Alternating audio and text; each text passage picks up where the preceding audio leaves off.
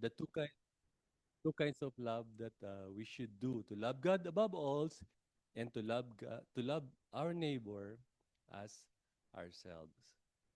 So, as we continue our studies in the fruit of the Spirit, I would like you to picture in your mind a tree, imaginary tree. Okay? Yung imaginary tree na yon ay punong-puno siya ng bunga. Okay? Imagine nyo, meron kayong puno sa inyong buhay or puno sa ating buhay na marami siyang bunga. Na yung bunga na yon ay yung bunga ng banal na spirito, which is love. Dapat memorize natin to bago matapos tong series na to, okay? Sabi chapter 5 verse 22, the fruit of the Spirit is love, joy, peace, patience, kindness, goodness, gentleness, and self-control. So, so nasa second, ano tayo ngayon, second week, our message is all about joy. After ng love, joy. So, you imagine na the tree na merong mga bunga at hitik na hitik yung puno na yon ng mga bunga na binanggit ko na yon. Okay? And ibinigay ng Lord yung mga bunga na yon, ng puno na yon sa ating mga buhay dahil alam ng Lord na kakailanganin natin yung mga yon. Right? Kahit dahil hindi ibibigay ng Lord ang fruit of the Spirit kung hindi natin kailangan. That's very clear and certain. Di ba? Kapag nung nakilala natin ang Panginoon, nagkaroon tayo ng personal na relasyon sa ating Diyos, meron tayong banal na spirit sa ating buhay. At yung banal na spirito na yun ang nagbubunga. Yun yung bibigay niya, yung mga bunga na yun. So, kailangan ko ng love, pipitasin ko. Kailangan ko ng joy, pipitasin ko. Kailangan ko ng patience, meron akong pipitasin. Okay? So, every time na kailangan natin itong mga to, meron tayong pipitasin. At ang bawat mga bunga na yon ay meron mga benefits sa atin. And guess what? Itong mga bunga na to, hindi siya nauubos. Okay? Hindi siya seasonal. Na katulad ng mga puno, katulad kanina, yung dragon fruits na kinakain natin dito sa table. Mostly parang summer lang siya, no, nabubunga. So itong mga fruits na pinag-uusapan natin, hindi siya seasonal at hindi siya nauubos. Every time, pwede kang pumitas. Every time, it will going to replenish in your life. Amen. So that's the fruit of the Spirit in our lives. Kaya nga no, sinabi ko na hindi siya nauubos, hindi siya nawawala ng bunga. Kaya hindi tayo dapat nauubusan ng pasensya. Amen. Hindi tayo dapat nauubusan ng pagmamahal. Hello. Hindi tayo dapat nauubusan ng kindness. Hindi tayo dapat nauubusan ng gentleness. Hindi tayo nauubusan ng peace at hindi tayo nauubusan ng faithfulness at ng joy sa ating mga buhay. Why? Because the Spirit of God is in us. Sabihin mo sa katabi mo, the Spirit of God is in you. Is in us. So, dapat hindi nauubos yan sa buhay natin. Amen? Dahil yan ay kaloob at regalo ng ating Panginoon. Kahit na nga minsan paulit-ulit tayong ginagawa ng mali, minamahal pa rin natin yung tao, di ba? Parang sinasabi nung iba, ang martir mo. Pero hindi yun pagiging martir. Yun yung natural fruit of the Holy Spirit in our lives, na kahit imposibleng mahalin yung tao, kahit ang laki ng pagkakamali ng tao, we can still forgive and we can still love that person kahit na napakaraming beses pa niyang gumawa ng mali sa atin. The fruit of the Spirit, hindi siya nauubos sa ating buong buhay. Amen? Amen. Kaya nga, dito sa Galatians chapter 5, verse 22, na mga pag-aaralan natin, ito ay paalala sa atin, na reminder na sa atin, na sa ating paglakad sa pananampalataya, na sa ating paglakad at pagsunod sa Panginoong Jesus, ito yung ating pipitasin at ito yung ating kakainin na prutas at babaunin. So, joy. And the title of this message for today is Joy When Life is Heavy. Joy when life is heavy. Hindi ko sinasabing na masaya kapag mabigat yung katawan dito. Hindi yun. Iba yun. Hindi yun yung interpretation dito. Ang ibig sabihin ng joy when life is heavy is meron kang kagalakan sa kabila ng dinaranas mo na hirap sa buhay. Joy when life is heavy. Let's pray before we proceed. Lord, thank you for the gift of the Holy Spirit. Thank you dahil alam mo na bilang tao, hindi namin kaya on our own.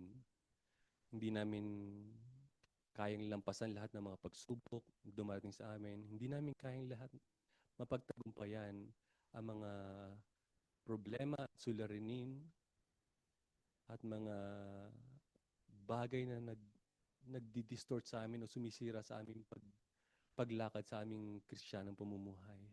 Thank you because your spirit is in us. Because you are with us. You are Emmanuel.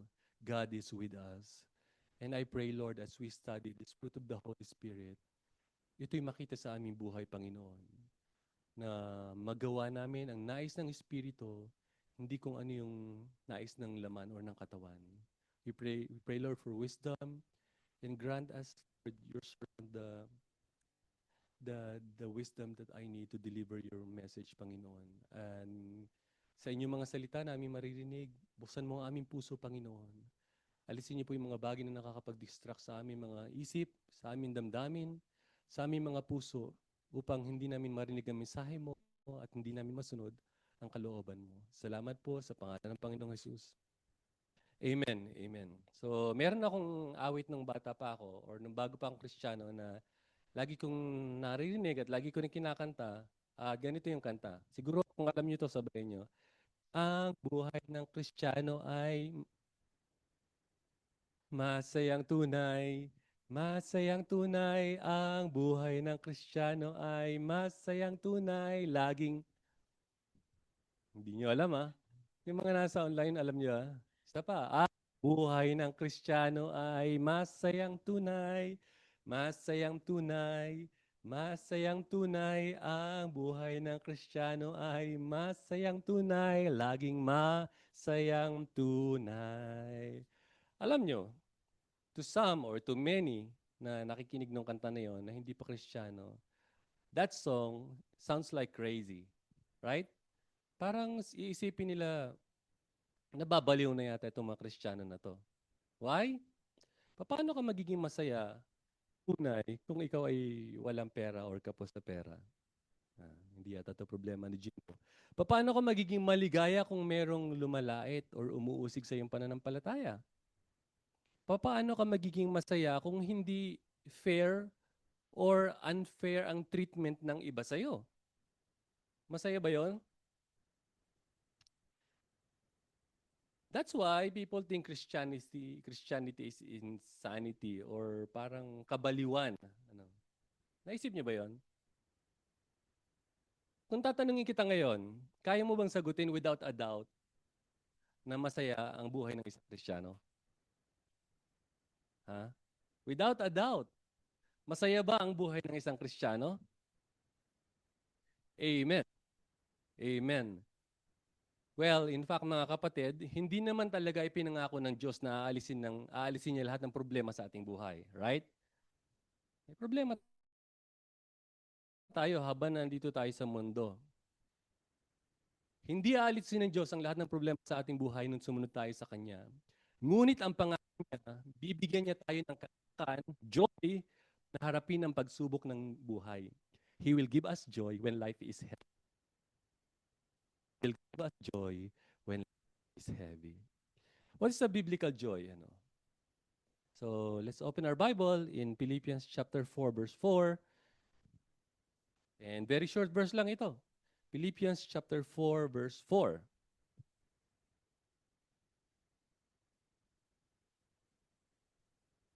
Sabi dito,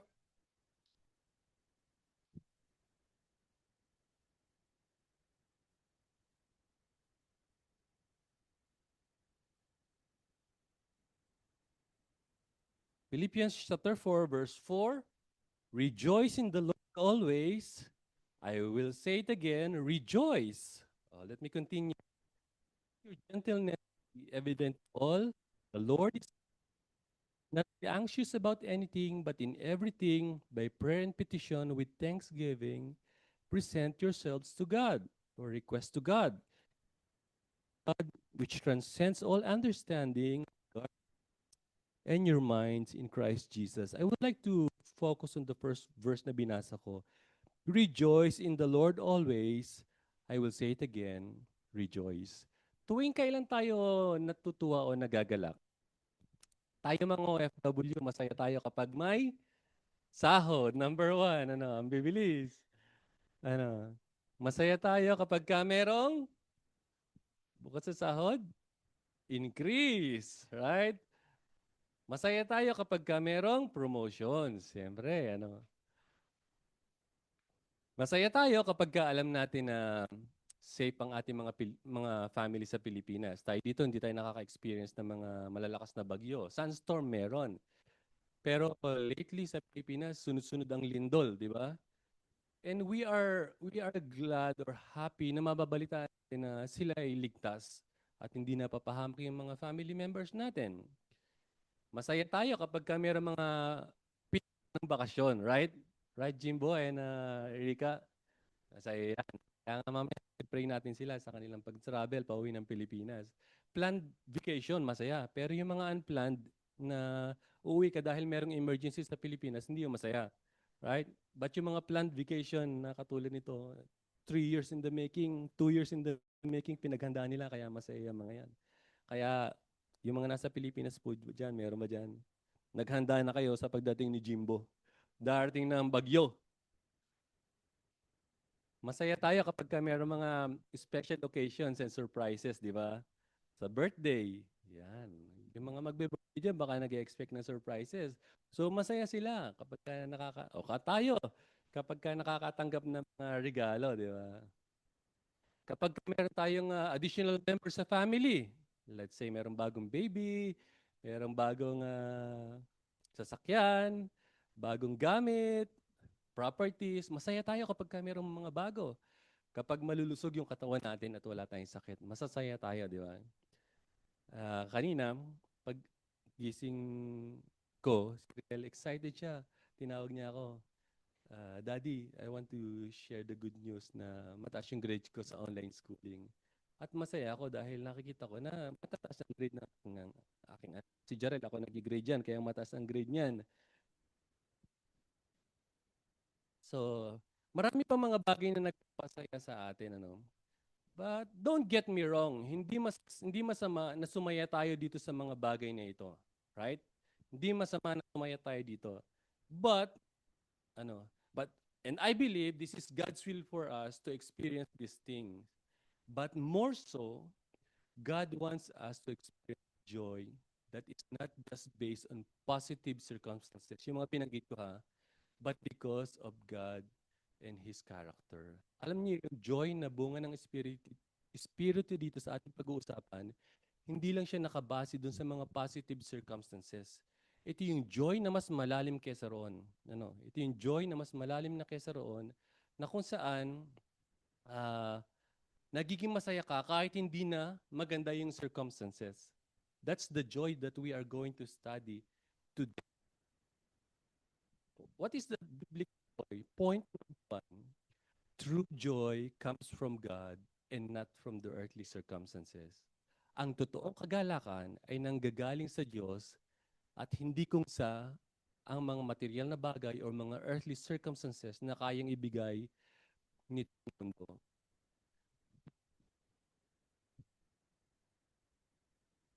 Magpapasensyahan niyo na po kung may tumatahol dito ha. Wala kaming aso dito. Meron lang mga inuubo tsaka sinisipon. So,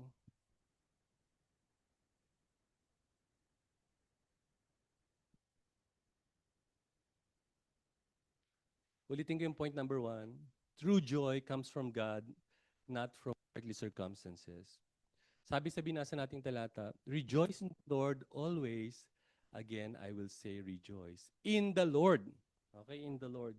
Kung babaguhin natin, babalik rin natin yung sitwasyon kanina. Doon sa mga halimbawa na aking nabanggit, do you still have joy? Halimbawa, nawalan ng work instead of na-promote. Do you still have joy? Ha? Halimbawa, nagiba yung bahay dahil sa bagyo tsaka sa lindol. Do we still have joy? Hindi ka nabigyan ng regalo ng birthday mo. O kaya wala kang surprise. Do you still have joy? Dinaan pa sa mensahe yung yung o kaya hindi ka pa binibiyayaan ng ng baby na hinihingi mo sa Panginoon or wala ka pa ng mga bagong gamit, do you still have joy? Or merong malubhang sakit ang mahal mo sa buhay at bumabagsak yung grades ng mga anak mo, do you still have joy? Will you be able to rejoice? Medyo mahirap, ano? But the real joy or the it's a supernatural gift from God. This is the fruit of the Spirit. This is the gift of the Spirit that even in the midst of these things na mga masasama na hindi magaganda, we can still be joyful or we can still rejoice because of God and His character. Because we know God and His character na hindi niya ipapahintulot yung isang bagay kung wala siyang isang layunin or kung wala siyang layunin dun sa mga pangyayari na iyon. Right? Amen. And with that, knowing God, alam natin na nanggaling sa Kanya, we are rest assured na magkakaroon tayo ng peace, kapayapaan sa ating buhay na magdudulot ng kagalakan. Right?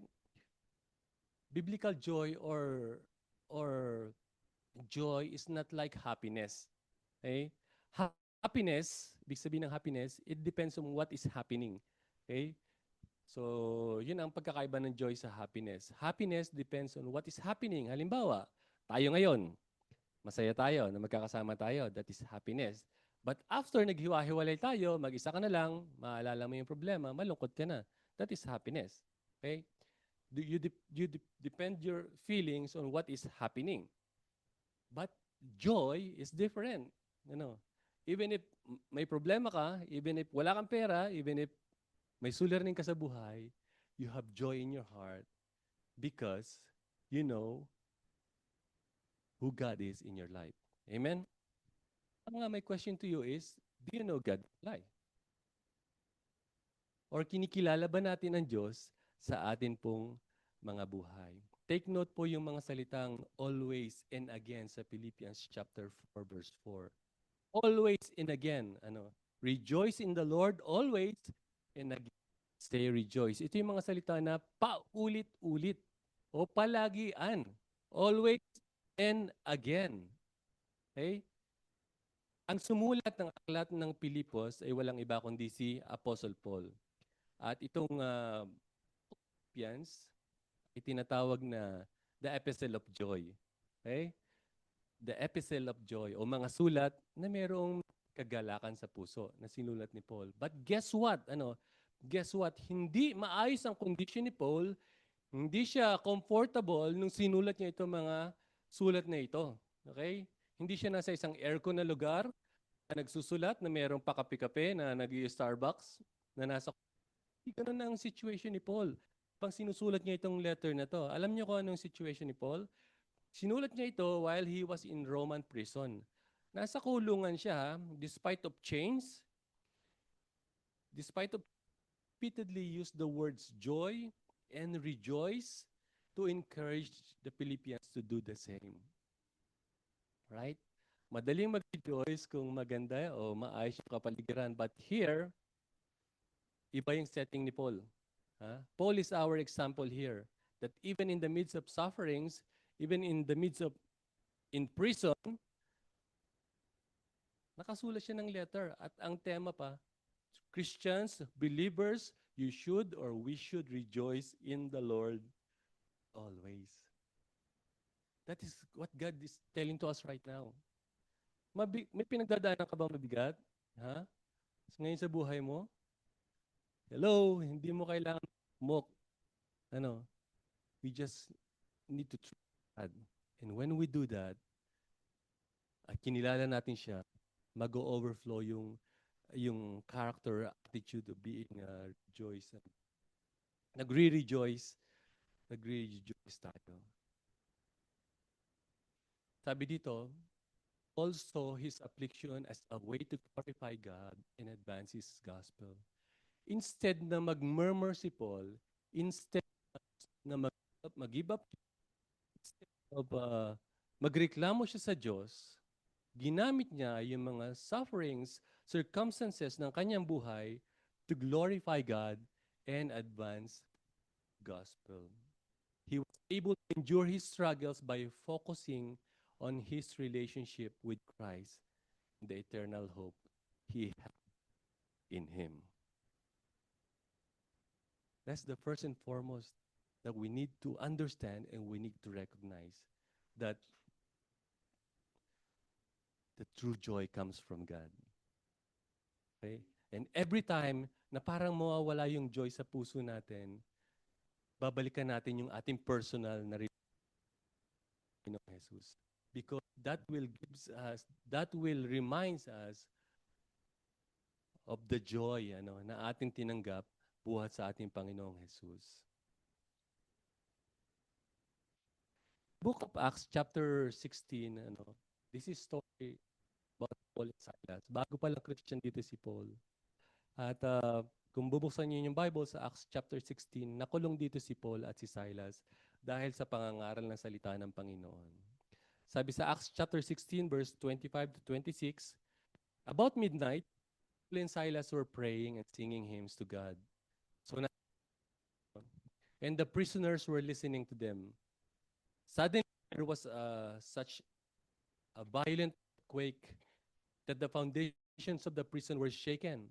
At once, all the prison doors flew open and everyone chains came loose. So nakulong si Paul while they were in prison. Anong ginagawa nila? Kumakanta at nananalangin. Kumaawit sila ng mga psalm and hymn at nananalangin sila. See the setting, nasa kulungan, nakulong dahil sa pangangaral ng salita ng Panginoon, but instead of magalit, instead of magreklamo, nag-praise sila at umaawit sila ng papuring God. Dininig Lord ang panalangin nila. Niyanig, nagkaroon ng earthquake at nabuksan yung pintuan ng kulungan at sila yung nakalabas. And alam naman natin yung story na yung jailer, nung makita na wala nang nakakulong doon, gusto niyang patayin yung kanyang sarili. At nung makita sila ni Paul at ni Silas, sinabi nila, no, don't kill yourself. Anong kailangan kong gawin? Sabi nung nagbabantay. Manampalataya sa Panginoon ng buong sambahayan. Nakapag-serve sila at nakapag-share. Well, yun yung ginamit ng their actions show the true joy that comes from the Spirit. Even inside the prison cell, they were praying and singing to God. How I wish we'd be able to emulate this kind of joy in our lives. Na kahit tayo ay dumadaan sa mabigat na problema, na kahit, sino dito walang trabaho? Si Onat, si Brother Jonathan, na kahit wala kang trabaho ngayon, pareho tayo. We have joy in our hearts. And assurance na kasama natin ang Panginoon. Hindi lang sa trabaho. Si Cindy kanina, hindi ko alam kung anong emergency. Nabibigay ng worries, yung mga emergency, yung mga pangyayari sa ating buhay. How I wish na babalik tayo dito sa example ni Paul, maging ni Silas, na even in the midst of trials and sufferings, they be able to see the goodness of God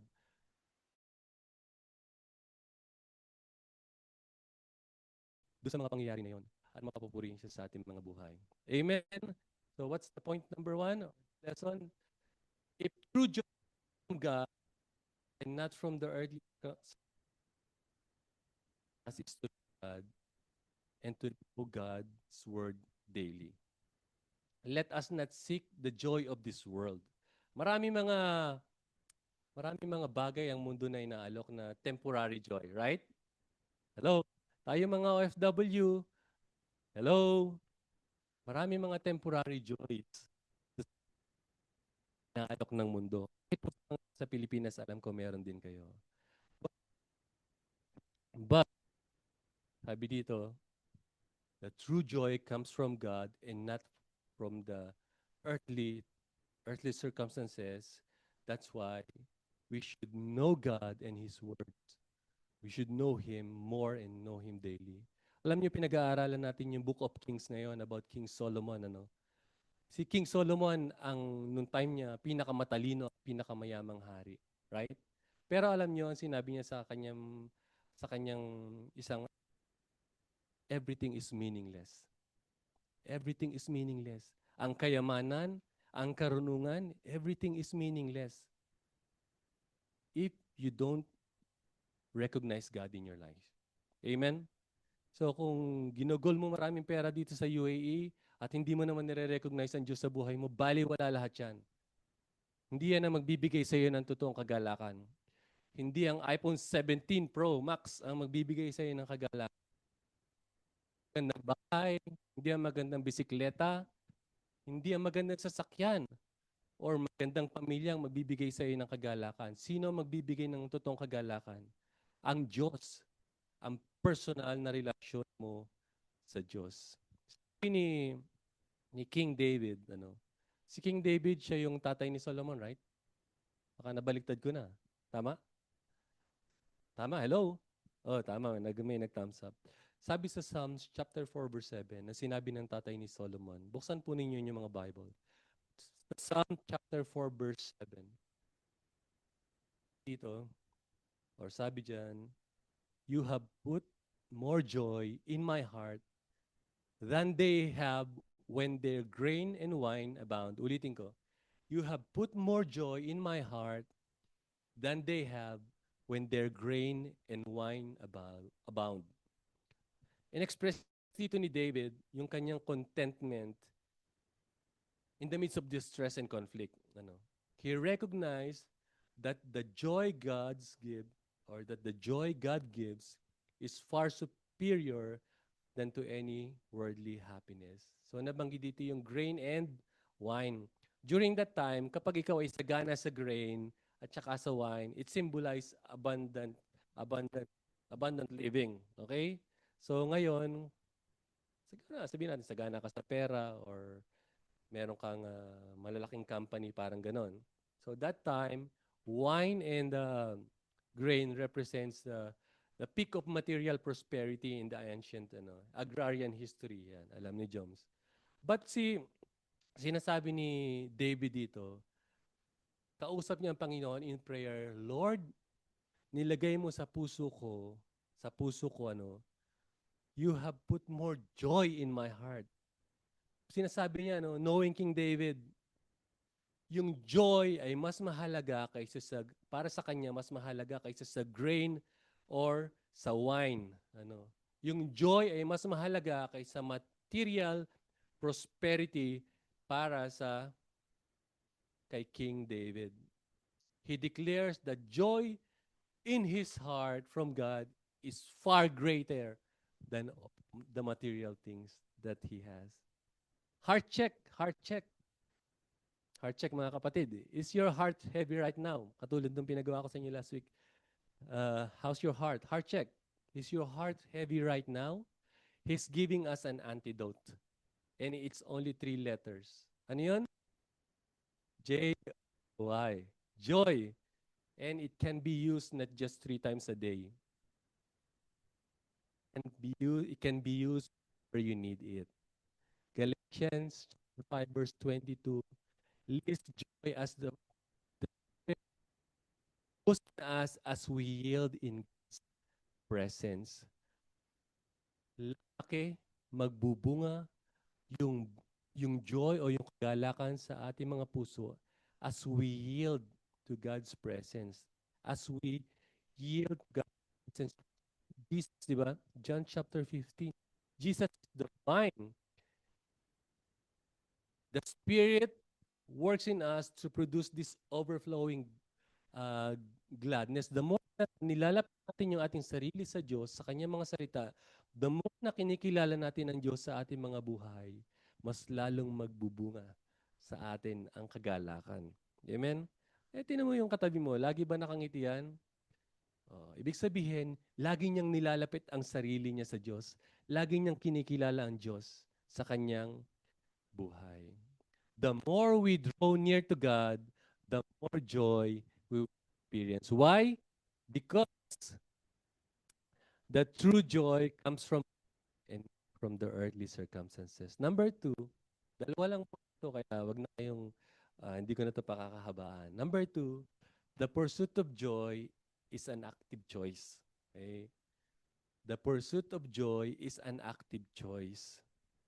Alam nyo, kaming family, meron kaming motto. Natutuwa nga ako dahil na-relate ko. Ano yung motto natin? Ha? Ano yung motto natin? Nakalimutan na ni Kuya.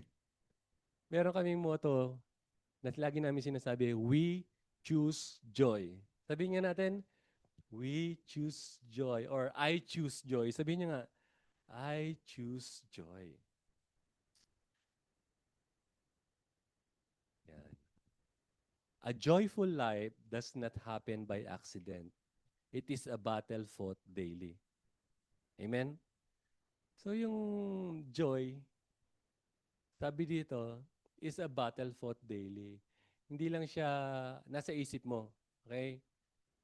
That is the totality of your actions. Hindi pwedeng sabihin, may joy ka sa puso mo, pero hindi naman makikita sa mukha mo or hindi lumalabas sa mga labi mo. So it's the totality of your actions. And sabi dito, a joyful life does not happen by accident. It means choosing to look up to God, sovereignty, rather than down at our circumstances. Meron tatlong practical practice to how to practice joy daily. Number one, shift your focus from self to God. Okay?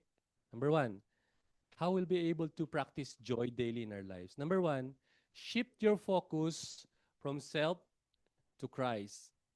Yan. Maraming mga tao ngayon ang nawawala yung kagalak sa puso dahil sa sarili nakatingin. Okay? So, the antidote is to turn your focus. Look up, look up, remember that Jesus is the source of joy. Okay? Try to look up. Tingin ka kayo sa taas. So, yeah, thank you. Remember that Jesus is the source of all joy. Pwede nang baba. So, always read and meditate God's word, scripture, and remember God's promises and His loving presence daily. Always look up. Pagising pa lang natin sa umaga, always look up. Number two, look out. How we'll experience or how we'll practice joy daily in our lives? Look out.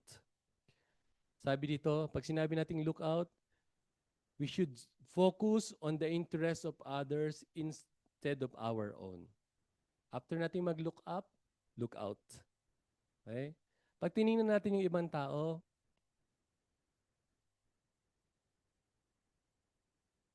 pinapaglingkuran sila, we'll be able, di ba masarap sa pakiramdam? Meron kang joy sa puso mo, yung hindi lang laging yung pinag-aralan natin. So, love your neighbor as yourself. When we focus on the interests of others instead of our own, we become less selfish and more filled with joy. Right? It's, look out. And number three, look back. Ito sinishift natin yung focus natin kay Christ instead sa ating sarili. The next one, look back. We should take time to appreciate the blessings of God. Amen. That has already given to you. A habit of gratitude reminds us that we have been given far more grace than we deserve, which in itself is great news. So pag sinabing look back, binabalikan mo yung mga blessings na binigay sa iyo ng Panginoon. Di ba? At magiging mapagpasalamat ka. Madi-develop mo yung habit ng pagiging mapagpasalamat or yung habit of gratitude. Okay? How to practice joy daily? Number one, shift your focus from self to God. Number two, engage in the fight of faith. Sabi dito, the pursuit of joy is a spiritual discipline that must be cultivated. So mga kapatid, it's a discipline. Hindi siya automatic na lang na nangyayari sa atin. Or maging ganun na discipline na kailangan natin gawin. Number one, pray about everything. Sabi sa Philippians, binasa natin kanina, instead of worrying, what you should do? Pray. And the Apostle Paul urges us not to be anxious about anything, but in everything, by prayer, with thanksgiving, let your request be known to God. So, isa sa bagay na nagbibigay ng joy sa atin is kapag kinakausap natin ang Diyos. Because binibigay natin sa Panginoon lahat eh. Di ba? Hindi natin kaya ang bigat ng hamon ng buhay sa ating sariling lakas. Amen? Anong kailangan natin gawin? Pray about everything to God. Okay? Trust God with both big and small matters. In fact, hindi lang sa malaking or heavy things in life, lahat, malaki at maliit na bagay, ipagkatiwala natin sa Panginoon. Number 2, confess your sin to God. Ang kasalanan ang nagbibigay sa atin, nag-steal ng ating kagalakan sa Panginoon. Right? Yung kasalanan. So kung meron tayong kasalanan o hindi maayos yung ating relationship sa Diyos, it kills our joy. It kills our joy. So anong kailangan natin gawin? Confess. Confess our sins to God. Yes, 1 John 1:9, yung relationship or yung connection ay nanunumbalik. At nagre-resulta ito sa mas maayos na pakiramdam, sa mas masarap na pakiramdam kasi wala kang kasalanan na tinatago sa harap ng ating Panginoon. And number 3, embrace trial. Sabi sa James chapter 1 verse 2 to 4, trials test our faith, but they also produce perseverance, character, and hope. Romans chapter 5 verse 3 to 4, sabi dito, counting it all joy, pretending the pain isn't real, but knowing that the struggle is producing something eternal value. So, ano nga yung title ng message natin? When life is... So, itong mga dumarating sa ating pagsubok, itong dumarating sa atin ng mga trials, sabi rito, we should face trials with a joyful perspective. Hindi tayo nababaliw. May trials, masaya ako. May pagsubok, masaya ako. No, no.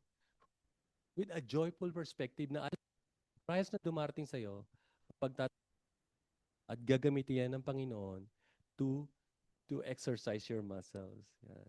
Di ba? Para daw siyang weights or lifts yung mga trials ng buhay. The more it become heavier, the more na muscle, mas malaking muscle yung ma-form sa'yo. Right? So I think the same thing with this, that we should embrace trial with a joyful perspective. Gusto kong balikan yung sinabi ni Nehemiah sa Nehemiah chapter 8 verse 10. And I hope this will add our confidence in the Lord sa pagharap natin sa pagsubok na may kagalakan. Sabi sa Nehemiah chapter 8 verse 10,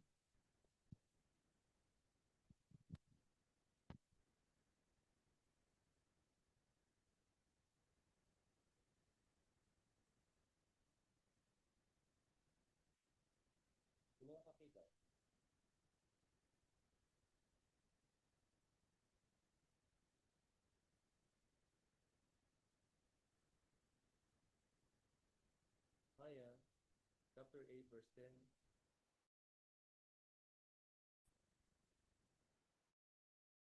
Sabi dito, Nehemiah said, "Go and enjoy choice food and sweet drinks, and send some to those who have nothing prepared. This day is sacred to our Lord. Do not grieve, for the joy of the Lord is your strength." Ulitin ko, this day is sacred. Do not grieve, for the joy of the Lord is our strength. Sabay-sabay nga natin sabihin, the joy of the Lord is our strength. The joy of the Lord is our strength. Yung mga salita na, send some to those who have nothing prepared. Okay? Send nothing. So, share your blessings, Share your blessings. For the joy of the Lord is your strength. Alam nyo, dito pala sa mga talata na ito, sold out na tayo right? Complete na ito. Nung sinabi ni Nehemiah doon sa mga tao at sinabi ng Lord kay Nehemiah, that the joy of the Lord is our strength. Let me ask you, ngayong oras na ito, mga sandaling ito, Dumadaan ka ba sa heavy trials in life? Meron ka bang mabigat na suliranin o pagsubok na pinagdadaanan? Mga kapatid, the Holy Spirit is in you. And the joy of the Lord is our strength, sabi ng kanyang mga salita. And this joy na binigay sa atin ng Panginoon, we need to cultivate it in our life. In our lives, we need to make discipline. Bigyan ko kayo ng assignment, okay? Okay lang po ba? This week, okay? Assignment. This week na paparating. Try to dedicate 15 minutes this morning to pray. To pray instead of worry. Okay. And let's practice these 3 actions. Number 1, yung sinabi. Number 2, you engage in the fight of faith. And number 3, cultivate the spirit of gratitude. I-exercise natin itong 3 bagay na ito this coming week. Okay? And let's see how our joy grows in our lives. And yun nga, pray tayo 15 minutes each morning. Naalisin ng Lord yung mga bumabagabag na problema, worry, alalahanin sa ating mga buhay. And at the end of the week, let's reflect. Lord, lumago ba yung joy? O hindi ko pa rin ma-overcome yung mga bagay na nagpapahadlang o nagbibigay ng hindrances para hindi ko maranasan yung kagalakan na nagmumula sa iyo. Mga kapatid, the more we choose to rely on and abide in God, the more we will be filled with His unending joy. Gusto ba natin ma-experience yung unending joy? We'll only be able to experience it in the presence of our God. Tayo tumungo, tayo manalangin. Panginoon, thank you dahil ikaw ay tapat, ikaw ay mabuti, at lagi mo ipinapaalala sa amin, Panginoon,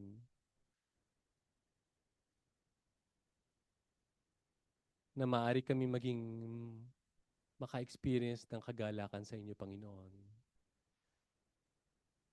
3 letters lang po ang joy, Panginoon.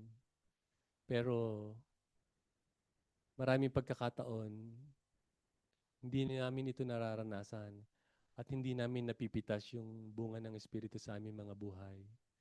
Dahil marahil mas nangingibabaw yung mga problema, pagsubok at alalahanin ng buhay, Panginoon. Pero thank you dahil paulit-ulit mo rin na sinasabi sa inyong mga salita na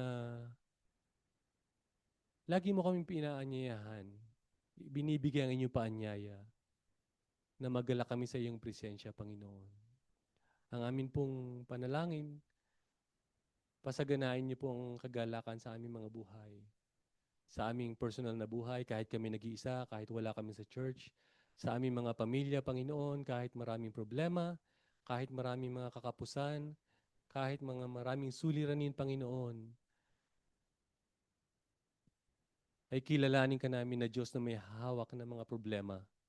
Kilalanin ka namin na Diyos na mas malaki kaysa sa mga problema at hamon ng buhay, Panginoon. At ang pangako mo sa amin, bibigyan mo kami ng kagalakan, bibigyan mo kami ng katiyakan ng pagtatagumpay, Panginoon, dahil kasama ka po namin. Lord, sa inyong iglesia, amin pong hinihiling, amin pong hinihingi ang iyong pagsama, Panginoon, na nawa makita sa bawat sa amin, sa inyong mga anak, ang totoong kagalakan ng pagsunod, ang totoong kagalakan ng paglilingkod, Panginoon. Dahil ito po yung hinahanap at hinihingi po ninyo sa bawat sa amin. Truly, the joy of the Lord is our strength. Salamat po sa pangalan ng Panginoong Jesus. Amen, amen, amen. Purihin na Panginoon.